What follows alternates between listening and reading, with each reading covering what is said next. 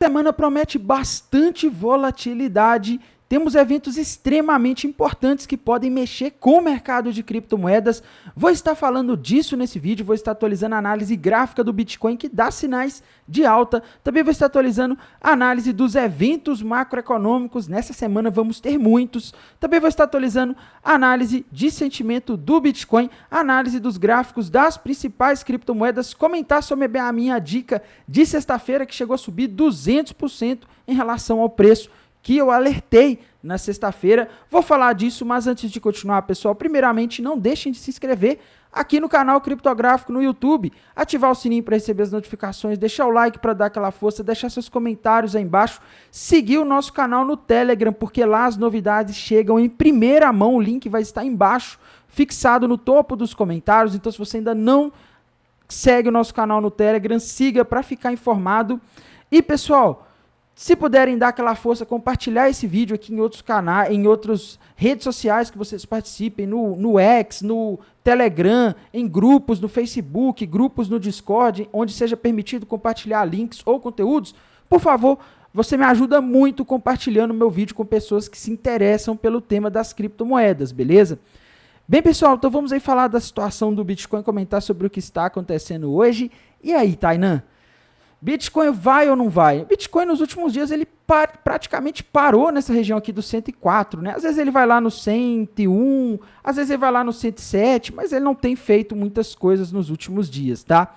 O mercado está parado, mas essa semana isso pode mudar, tá? Primeiro que em termos de gráfico, que eu vejo pelo menos aqui no Bitcoin, nos tempos gráficos maiores, começando pelo semanal, uma bandeira de alta com alvo no 120. No gráfico diário eu vejo uma bandeira de alta rompida para cima, com alvo lá na região de aproximadamente 160. Tá? E aqui no gráfico de uma hora, pessoal, eu vejo um padrão que eu não confio muito, tá? Mas ele está aqui, né? Que parece ser uma possível flâmula ou triângulo simétrico que o Bitcoin pode formar. Tainan, por que você está falando flâmula ou triângulo simétrico? Pessoal, os dois padrões eles são um pouco parecidos. Tá? A diferença é que a flâmula ocorre quando o rompimento é a favor da tendência. Como a gente ainda não teve um rompimento para nenhum dos lados, a gente não sabe qual vai ser o movimento, tá? Mais provável é que isso daqui seja uma flâmula, tá? Se a gente fizer uma projeção aqui dessa flâmula para cima, caso o Bitcoin consiga romper ali o 106, o 107 na verdade, né? A gente teria um alvo lá no 118, tá? Aproximadamente.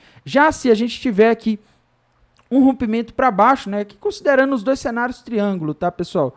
O alvo seria nos 92.800, tá? Então, a situação não está muito fácil, tá? O mercado está indeciso. Acredito que começando a semana a gente pode ter uma decisão. Uma coisa que está me chamando, pessoal, é que os futuros do SP500 abriram aí com uma queda forte agora de noite, tá? Na noite desse domingo. Isso aqui eu tenho um pouco de dúvida se tem a ver com a questão do Japão ter subido juros na última quinta-feira de noite, né? Na virada da quinta para sexta-feira, tá? Porque os efeitos dessas coisas nem sempre são imediatos, tá? Vamos ver aqui o que acontece, como que o mercado abre amanhã, tá? Eu não sei se essa queda que a gente teve hoje aqui no SP500 é por causa de notícias ligadas ao Trump ameaçando a Colômbia de sanções, né? Para quem não sabe, estão rolando algumas polêmicas aí de que os Estados Unidos estão deportando pessoas, né, principalmente da América Latina, imigrantes que estão lá ilegalmente, e a Colômbia parece que não aceitou a deportação e os Estados Unidos ameaçaram impor uma tarifa na Colômbia de 25%, né? Eu não sei se é isso que está assustando o mercado ou a situação do Banco Central japonês, tá? Mas fato é que essa queda aqui no pré-mercado do SP500 está chamando bastante atenção, tá? A gente tem que ficar muito atento em relação a isso, tá? E, pessoal, a gente não pode deixar de falar aqui dos mercados, né? Ver o que vai acontecer nessa semana, além do que já está acontecendo, né? Porque o Trump, ele traz muita volatilidade, tá? Ele tem um perfil de liderança bastante agressivo. E no meio de tudo isso, pessoal, a gente vai ter muitos dados macroeconômicos nessa semana, tá? Amanhã, segunda-feira, venda de casas novas relativas ao mês de dezembro, ao meio-dia, é um dado importante, mas não é o dado mais importante da semana. Terça-feira, ao meio-dia, confiança do consumidor de janeiro, é um dado importante. Na quarta-feira, a gente vai ter, pessoal, Fed, tá? Então, a semana, ela é extremamente agitada, é uma semana aí conturbada, com muita coisa acontecendo ao mesmo tempo, tá? E provavelmente o mercado já está esperando que o Fed não vá cortar os juros, mas o mercado vai querer dicas do Jerome Powell do que vai acontecer com as taxas de juros. Será que nas outras reuniões, ali ainda nesse primeiro semestre, a gente vai ter cortes ou não? O mercado vai ficar bastante agitado na quarta-feira, tá? Quinta-feira a gente vai ter revisão do PIB do quarto trimestre dos Estados Unidos, pedidos iniciais do seguro-desemprego, e na sexta-feira a gente vai ter o núcleo do índice de preços PCI, que é o dado de inflação que o Fed olha para tomar as decisões se vai subir ou não os juros nos Estados Unidos, ou se vai cortar, se vai manter, tá? Então, a semana vai ser extremamente agitada, e como se não bastasse isso tudo, toda essa loucura, nós ainda vamos ter os balanços corporativos, tá? Na quarta-feira, o dia da reunião do Fed, a gente vai ter balanço da Microsoft, balanço da Meta, que é o Facebook, e da Tesla, tá? Então, 3 empresas Big Techs, 3 aí das 7 magníficas, vão estar divulgando seus balanços no dia da reunião do Fed. Isso provavelmente vai deixar o mercado ainda mais volátil, tá? Quinta-feira, meus amigos, a gente tem Apple, tem Amazon, tá? Balanços aí de outras Big Techs extremamente importantes. Então, a semana não vai ser brincadeira, é uma semana que promete bastante emoção, e eu só espero que essa emoção não seja de queda, porque a situação do mercado já não tá fácil, principalmente para as altcoins que andaram derretendo, tá? Em termos aqui de análise de sentimento, pessoal, o long short ratio ele tá oscilando ali entre o positivo e o negativo. O open interest praticamente não se mexe, tá? Então, a gente não tem uma sinalização muito clara de que o Bitcoin venha a sair dessa lateralização por enquanto. Olhando aqui só os indicadores de sentimento, tá? Em termos aqui dos indicadores de sentimento da High Block, pessoal, infelizmente eu tô com um problema que a minha assinatura venceu e eu ainda não renovei. Eu vou olhar isso essa semana, tá? Então prometo em breve resolver esse problema. Em termos de análise das altcoins, pessoal, a gente tem que prestar bastante atenção aqui nas moedas que eu falei na semana passada, tá? Uma delas, a Toshi, meus amigos. A moeda subiu aí cerca de 200% em relação ao preço que eu alertei na semana passada, tá? Porém, pessoal, eu não entraria agora, tá? A moeda já subiu 200%, meus amigos. Se alguém que está me assistindo aqui chegou a pegar esses 200%, eu considero aí que seria interessante realizar lucro, tá? Pelo menos, se você quiser rodar a criptomoeda, pelo menos tirar o seu investimento. Eu não faria hold dessa moeda, tá? Isso aqui foi mais um trade especulativo mesmo. E agora, para mim, ela tá bastante esticada. Começou a entrar um grande volume vendedor agora de noite, tá? Isso aqui é um pouco preocupante, tá? Então, essa é a situação aqui da Toshi, tá? Não temos aí grandes novidades em relação a ela, né? Outra moeda importante que a gente tem que falar dela, não podemos deixar de falar, é a Ethereum, tá, pessoal? Situação da Ethereum não tá nada fácil, né? Dependendo de como a gente vê aqui, a gente pode dizer que ela está formando uma bandeira de alta, mas não tem nada confirmado. Por enquanto, o que a gente tem na Ethereum é um canal de baixa, tá? Se ela conseguir romper esse canal de baixa para cima, aí a gente vai ter uma bandeira de alta. Mas, no geral, tá difícil para a Ethereum, tá? A dominância do Bitcoin não para de subir. Enquanto a dominância do Bitcoin sobe, é muito difícil a gente ter a Ethereum e as altcoins tendo uma boa performance, tá? Então a situação das altcoins aí ainda tá bastante difícil para a maioria das altcoins, tá? Tá bem complicado, né? Eu vejo muita gente comentando, nossa, que eu comprei lá em dezembro, em novembro, em setembro, em outubro, tava esperando mais do mercado, né? E eu acho que isso aí é todo mundo, tá, pessoal? Mas os ciclos, eles são diferentes, tá? E não quer dizer, eu vejo o pessoal falando que, não, no ciclo passado, em abril foi a máxima. Não quer dizer que neste ciclo a máxima vai ser em abril. Pode ser em dezembro, pode ser em julho, não sei, tá? Não tem essa regra aí que muitas pessoas às vezes impõem ao mercado, né? Essa regra que as pessoas acham que existe, tá? Então, em relação aqui a Solana, tá? Não consigo ver um padrão gráfico novo por enquanto. Está caindo agora de noite, né? Com essa queda aí do SP500, Bolsa Americana, isso acaba puxando o Bitcoin para baixo, que acaba puxando